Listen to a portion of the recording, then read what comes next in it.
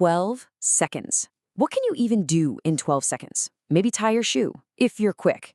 But what if I told you that in just 12 seconds, humanity figured out how to fly? Seriously, in that tiny little window of time, our entire world was redefined. It's the moment that shrunk oceans and continents and turned our planet into a place you could cross in a day. So let's dive into the story of those incredible 12 seconds. 12. Just 12. It seems like nothing, right? So insignificant. But on a freezing cold morning back in 1903, that number, 12, was everything. It was the culmination of centuries of dreams, failures, and the burning ambition to conquer the sky. It was the exact moment the impossible became possible. Yep, that's right. It took just 12 seconds for a machine that was heavier than air, with its own engine and a pilot in full control, to lift off the ground and land safely. That was it, the birth of aviation, and it all happened in less time than it takes me to even say this sentence. But to really understand the miracle of those 12 seconds, we have to go back. Because for centuries, flying wasn't just some engineering challenge. It was a deadly obsession. It was a dream that, for all intents and purposes, seemed like it was destined to stay just that, a dream. I mean, think about it. You had the great Leonardo da Vinci sketching these brilliant flying machines, but they never got off the page. Then, much later, in the 1890s, this pioneer named Otto Lilienthal got so close. I mean, over 2,000 successful glider flights. But his story ends in tragedy, a fatal crash that just seemed to prove what everyone already thought: humans belong on the ground. And this is where our story takes a turn, because two bicycle mechanics from Dayton, Ohio, enter the picture: Wilbur and Orville Wright. They looked at the exact same problem as everyone else, but they saw something totally different. They realized everyone was making the same fundamental mistake.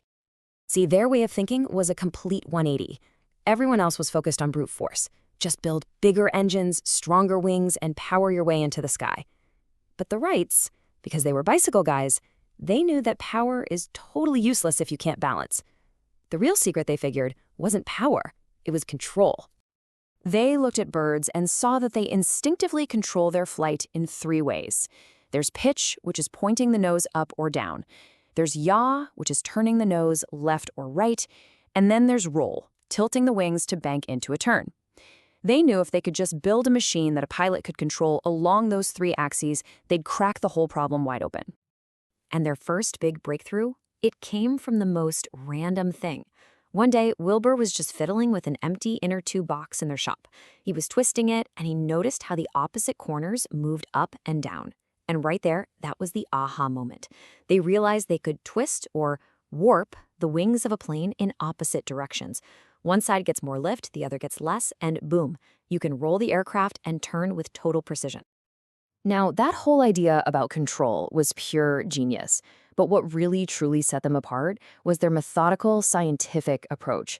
These guys weren't just tinkerers in a shed, they were scientists. So when their 1901 glider didn't perform the way their math said it should, they didn't just give up. And instead of blaming their machine, they did something absolutely revolutionary. They questioned the existing data, the accepted aerodynamic charts that everyone, including Lilienthal, had been using. They thought, what if the numbers are wrong?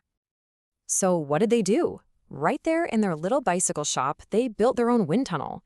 It was just this simple 6-foot-long box, and inside that box, they meticulously tested over 200 different wing shapes. They created their own data, their own charts. They were literally rewriting the science of flight from the ground up. All of that painstaking research, all those tests, it all led to this, the 1903 Wright Flyer. Now, looking at it from the outside, it seems kind of simple, almost flimsy, right? But this was a machine born from years of rigorous science and just brilliant, brilliant engineering.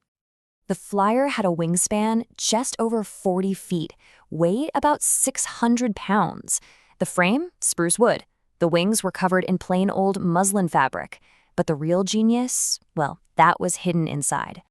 They basically had to invent everything from scratch. There was no textbook on how to make a propeller for a plane, so they invented their own theory, creating these two massive counter-rotating props that were incredibly efficient. All the car engines at the time were way too heavy, so they just built their own lightweight aluminum engine. And the best part? How did they get the power from that engine to the propellers? with a simple bicycle chain straight out of their shop's inventory. Okay, so the machine was ready. All the science, all the failures, all the brilliant innovations. It all came down to this one moment on a cold, windswept beach in Kitty Hawk, North Carolina. And it didn't even work the first time. On December 14th, Wilbur tried, and it failed.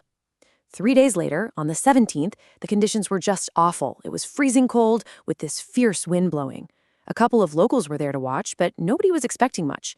But at 10:35 a.m., Orville lay down at the controls, they released the restraining wire, and the machine started to move forward. And then it happened. It lifted off the ground. It was shaky, it was slow, but it was flying. For 12 seconds, it flew. It covered just 120 feet. That's less than half a football field. But it was more than enough. History had just been made. And they didn't just do it once and pack up. They flew 4 times that morning. The first 2 flights were 12 seconds each. The third was 15. And on the final flight of the day, Wilbur managed to keep the Flyer in the air for an amazing 59 seconds, covering over 850 feet. This proved it wasn't a fluke. They had actually truly solved the problem. Right after that last flight, a huge gust of wind caught the Flyer and damaged it so badly it could never fly again. But it didn't need to, because in just one morning, the world had been changed forever. The progress after that was just explosive. They went from a 59-second flight in 1903 to staying in the air for over 30 minutes by 1905. And then, in 1908, when Wilbur finally demonstrated their machine in France, the world, which had been pretty skeptical, was left absolutely speechless.